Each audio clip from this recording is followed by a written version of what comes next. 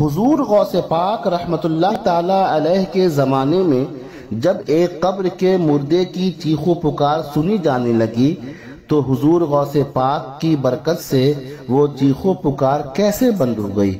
آپ سماعت فرمائیے۔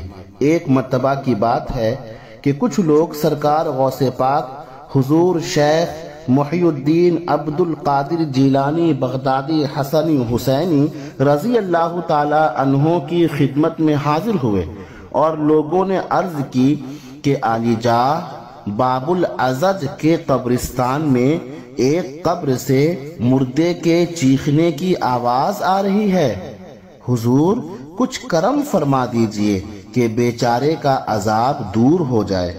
تو سرکار غوث پاک نے ارشاد فرمایا کہ کیا اس نے مجھ سے خلافت کا خرقہ پہنا ہے؟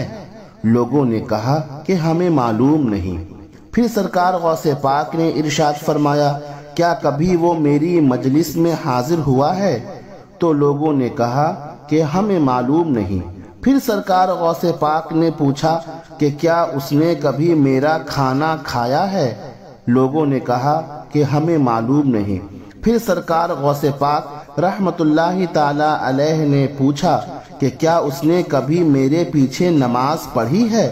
تو اس پر بھی لوگوں نے کہا کہ ہمیں معلوم نہیں ہے۔ تو سرکار غوث پاک رحمت اللہ تعالی علیہ نے ذرا سا سر اقدس جھکایا، اپنے مبارک سر کو جھکایا تو آپ پر جلال اور وقار کے آثار ظاہر ہوئے۔ کچھ دیر کے بعد آپ نے ارشاد فرمایا کہ مجھے ابھی ابھی فرشتوں نے بتایا ہے کہ اس شخص نے آپ کی زیارت کی ہے، آپ کا دیدار کیا ہے، آپ کو دیکھا ہے اور اسے آپ سے عقیدت بھی تھی، لہذا اللہ تبارک و تعالی نے اس پر رحم کیا۔ الحمدللہ رب العالمین، اس کی قبر سے آوازیں آنا بند ہو گئیں۔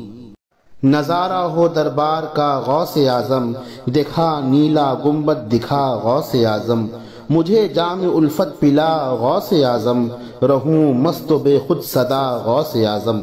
کرم کیجئے پھر میں بغداد آؤں، کرم کیجئے پھر میں بغداد آؤں، میرے پیر کا واسطہ غوث اعظم، میرے پیر کا واسطہ غوث اعظم، مجھے اپنی چوکھٹ کا کتا بنا لو، مجھے اپنی چوکھٹ کا کتا بنا لو، ہمیشہ رہوں با وفا غوث اعظم، ہمیشہ رہوں با وفا غوث اعظم۔